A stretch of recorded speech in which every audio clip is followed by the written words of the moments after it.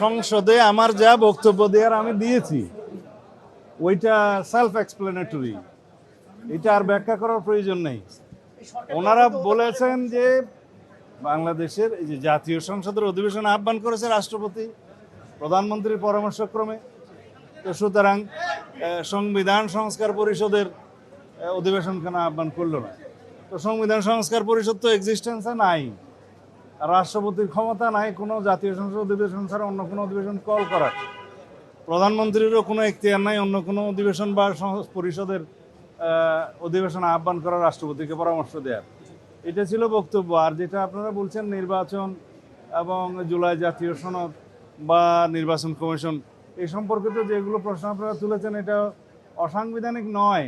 নির্বাচন commission constitutional body, constitution অনুসারে নির্বাচন কমিশন দুইটা নির্বাচন করতে পারে, একটা জাতীয় সংসদ নির্বাচন আর একটা হচ্ছে রাষ্ট্রপতি নির্বাচন। তো সেই নির্বাচন তারা করেছেন, তা আমরা নির্বাচিত হয়েছি জাতীয় সংসদ সদস্য হিসাবে, এটা হলো যে কনস্টিটিউশনাল ম্যান্ডেট হিসেবে তারা সেই নির্বাচনটা দিয়েছেন। তা এখন সেই সংসদ সদস্যদেরকে নিয়ে অধিবেশন আহ্বান করা হয়েছে, আমরা ওথ টেকিং করেছি, শপথ নিয়েছি, সেটা এখানে চলছে। এখন এখানে যদি সংস্কার প্রস্তাব গ্রহণ করতে হয়, জুলাই জাতীয় সনদকে আমরা সম্মান করি, প্রত্যেকটা অক্ষর এবং শব্দকে আমরা ধারণ করি, জুলাই জাতীয় সনদ যেভাবে স্বাক্ষরিত হয়েছে সেই বিষয় নিয়ে এই মহান সংসদে আলাপ হবে, আইন প্রণয়ন হবে, অ্যাকর্ডিংলি যদি প্রয়োজন হয় সংবিধান সংশোধন হবে, তারপরে যদি কোনো পরিষদ গঠন করতে হয় সেটা তারপরের ব্যাপার। আমরা কনস্টিটিউশনালি যাই, আমরা কোনো কিছুই অস্বীকার করছি না, কিন্তু আমরা বলছি যেটা আমরা সংবিধান মেনে চলতে পারি। এখন অধিবেশনে আহ্বান হয়েছে, আমরা অধিবেশনে এসেছি, আলোচনা করি। এখানে তো সংবিধান সংস্কার পরিষদ নামে কোনো অধিবেশন আহ্বান করার সুযোগ নেই, সেই কথা আমরা বলেছি। সেটা ঠিক বলেন নাই আপনি। শেখ হাসিনা দিল্লিতে পালিয়ে গিয়েছে, সংসদ ডিজলভ করে দেওয়া হয়েছে, তারপরে রাষ্ট্রপতির কাছে সবাই গিয়েছে, 106-এর অধীনে সুপ্রিম কোর্ট থেকে সেটা অন্তর্বর্তীকালীন সরকারের অনুমোদন হয়েছে, তারপরে সবাই শপথ গ্রহণ করেছে, সেই রাষ্ট্রপতির অধীনে প্রধান উপদেষ্টা সহ সবাই শপথ গ্রহণ করেছে।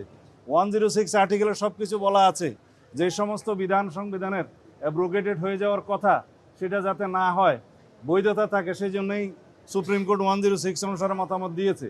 এবং কথা থাকতে পারে 90 দিনের ভিতর কেন ইলেকশন হলো না, সেই জন্যই 106-এ বলা আছে যে অন্তর্বর্তী সরকারের কোনো মেয়াদ দেওয়া ছিল না, তত্ত্বাবধায়ক সরকারের মেয়াদ থাকে, এবং তারা সেই অনুপাতে আইন প্রণয়ন করেছে। সেই আইনগুলো আমরা রেটিফিকেশন করব, সংবিধানের 4র্থ তফসিলে সেইগুলো রেটিফিকেশন দেওয়া হবে, ধারণ করা হবে। এই সরকারের অন্তর্বর্তীকালীন সরকারের সমস্ত কর্মকাণ্ডকে এগুলোকে বৈধতা দেওয়া হবে, তার মধ্য দিয়ে সব কিছুই লেজিটিমেসি পাবে। মা, পিম্পল 5 দিনেই চলে যাবে। যাবে না মা। যাক, নিমের 5 অংশের পাওয়ারে 5 দিনেই দূর হবে পিম্পল।